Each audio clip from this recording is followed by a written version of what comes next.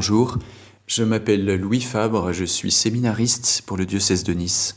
Je prends la parole pour parler de l'espérance en un jour où je ne suis pas spécialement en forme, et je pense que c'est très bien comme ça. Parce que pour moi, l'espérance implique de ne pas posséder quelque chose. Voilà, je ne possède pas une grande joie, eh bien c'est comme ça que je peux l'espérer. Quelque chose dans le monde qui est pas très à la mode, mais qui je pense est essentiel dans notre vie et qu'il est essentiel d'assumer, c'est la frustration. Je suis frustré et ainsi s'ouvre à moi un avenir plus heureux. Alors sur quoi se fonde mon espérance personnellement ? Eh bien ça se fonde sur la création. Je vous lis un passage de la prière eucharistique numéro 4. C'est une prière que lit le prêtre pendant la messe. « Toi, le Dieu de bonté, la source de la vie, tu as fait le monde pour que toute créature soit comblée de tes bénédictions et que beaucoup se réjouissent de ta lumière. » Voyez, Dieu a fait chaque homme pour qu'il soit comblé, rempli de ses bénédictions. Et comme Dieu est tout-puissant, eh bien, je crois profondément que ce qu'il a essayé de faire, eh bien, il va y arriver. Vous voyez, je suis dans mon bureau et en face, j'ai une cour de récréation.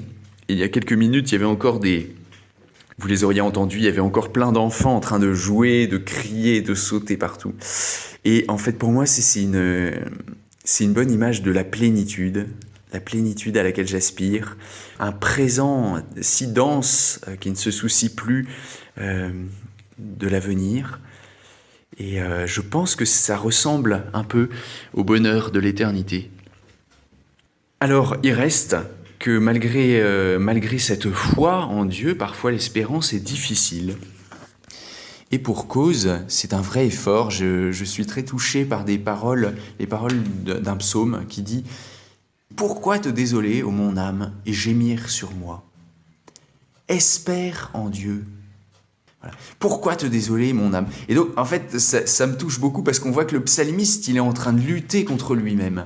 La pente naturelle dans notre monde, avec tout ce qu'on connaît de difficultés, et surtout en ce moment, eh bien, ce serait de se laisser aller à la désespérance. Mais il y a un combat, qui est le combat de l'espérance. Je voudrais reprendre des paroles de Bernanos.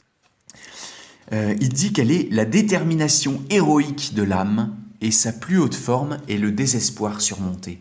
Donc si on est désespéré, eh bien, on est très bien placé pour recevoir l'espérance.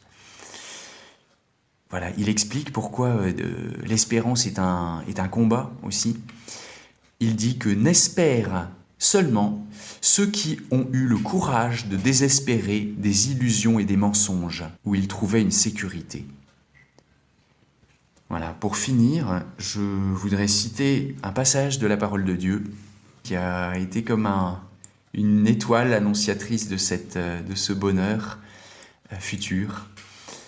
C'est du prophète Malachie. « Pour vous qui craignez mon nom, le soleil de justice se lèvera, portant la guérison dans ses rayons, et vous sortirez en bondissant comme de jeunes bêtes à la pâture, dit le Seigneur le Tout-Puissant. » Merci. J'entendis la voix claire d'un petit oiseau joyeux. Il dit